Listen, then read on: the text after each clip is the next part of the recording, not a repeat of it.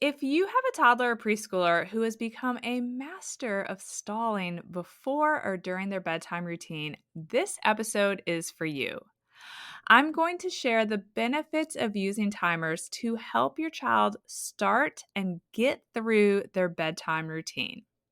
And even if you've tried timers in the past and you felt like they didn't really help, I'd like to encourage you to listen to this episode.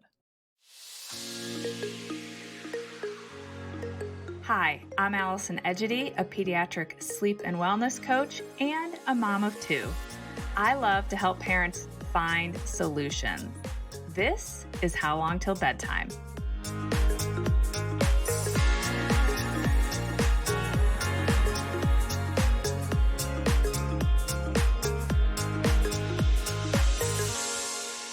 Transitions or moving from one activity to another can be challenging for young children, particularly when it means transitioning to something that they aren't really that excited about, like bedtime.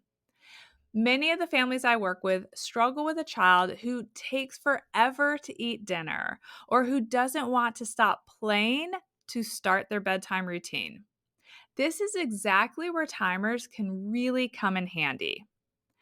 Three transition points where I find timers to be particularly helpful are to help end dinner, to help with transitioning to starting the bedtime routine, and for indicating when it's time to get out of a bath that's really fun. If you've been around here for a while, you know that I think the language we use before and while implementing changes with our kids is really important. So today, I want to share specific language that I use or used with my kids or have my clients use with the timer during these three specific transitions.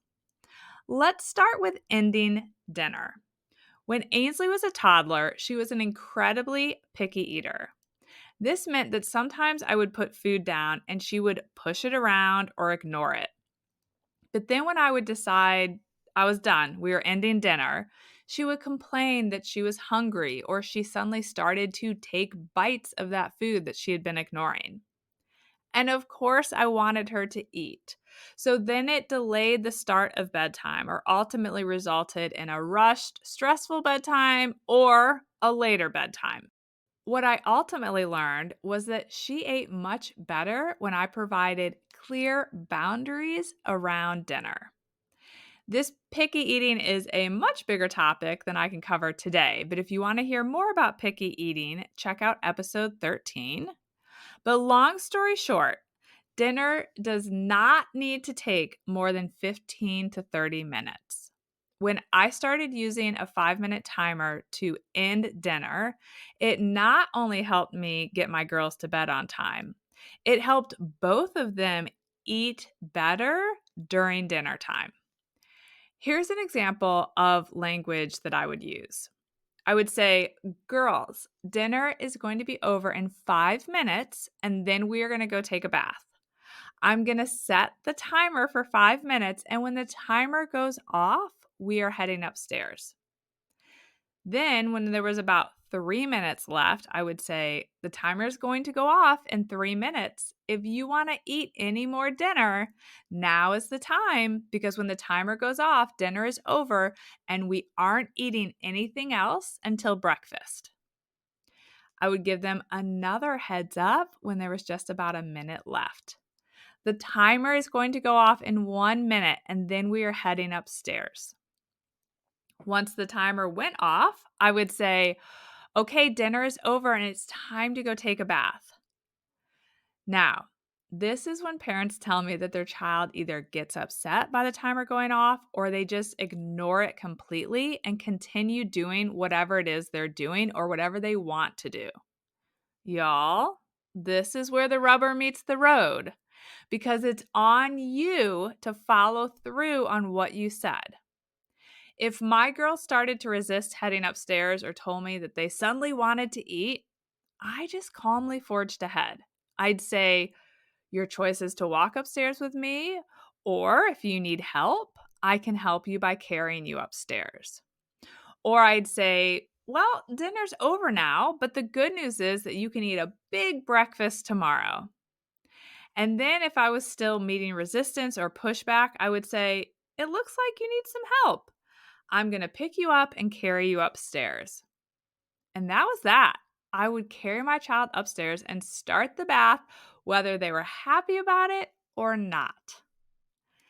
This is the same type of language I'd use if my kids were playing after dinner, and then I needed to transition them to start the bedtime routine. In that instance, I would either use a 5, 3, or 2-minute timer for this transition. I would tell them how much time they had, and then when the timer was done, they would either smoothly transition to heading upstairs, or I would say, I know you love playing that game and you don't want to head upstairs, but the timer is done and it's time to go get in the bath. You can either walk with me upstairs or I can help you by carrying you. And then, if needed, I followed through on helping them transition from playing to heading upstairs to get in the bath. My girls often resisted getting in the bath. Bath was not a great time in my household. I know people have children who love the bath. Bath was a real sticking point for us. They would often resist getting in the bath, but then once I got them in the bath, they didn't want to get out. They wanted to play and they would say, one more minute over and over. Since we often had the battle getting in, giving in to them for one more minute seemed harmless initially because I was trying to avoid a tantrum, but it ultimately resulted in more resistance. So I would use the timer in the same sort of way that I was using it to end dinner and to end playtime. I would give them a heads up that I was setting the timer, and then I would follow through even if they weren't excited about it. I would say, I know you don't want to get out of the bath, but the timer went off. It's time to put on your jammies. And the good news is that you'll be able to take a bath again tomorrow. I'm going to pick you up now and help you get out of the bath. As you're probably gathering at this point, the key here is follow through. And following through with calm, confident energy. When my kids were upset about me following through on helping them transition after the timer went off, I would remind myself that it is okay for them to have big feelings about me ending whatever it is they were doing and me helping them start the next step. And it's also okay for me to follow through on what I said and to move forward with getting them to bed because sleep is so important. Often, I hear that timers work briefly and then they lost their novelty, and parents have a child who say, I don't like the timer, or I don't want you to use the timer. This is where I need to share a little tough love with y'all.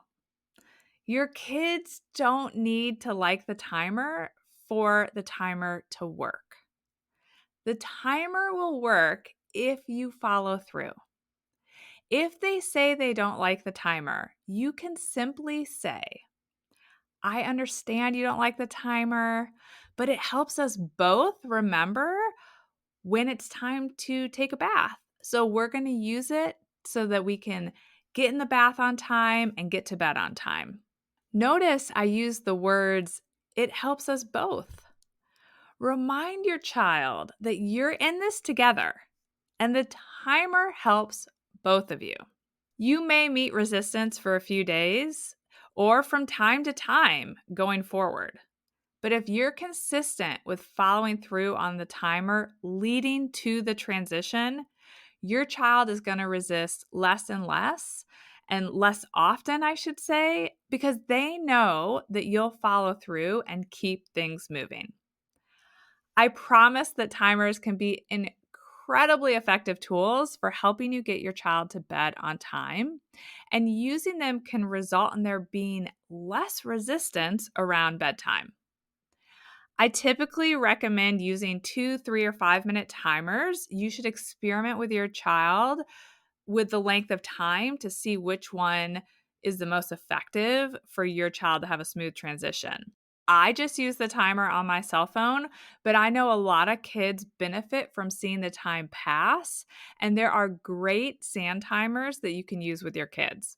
I'll link to my favorite sand timers in the show notes. If your child is stalling or struggling with transitions in the evening or during bedtime, give timers a try or try them again. Be consistent for a week, and I suspect that you'll see a lot of improvement. I hope this was helpful, and I'll see you back here next week. Bye for now. Thank you for listening to How Long Till Bedtime. To learn how we can work together to improve your child's sleep, please visit sleepandwellnesscoach.com.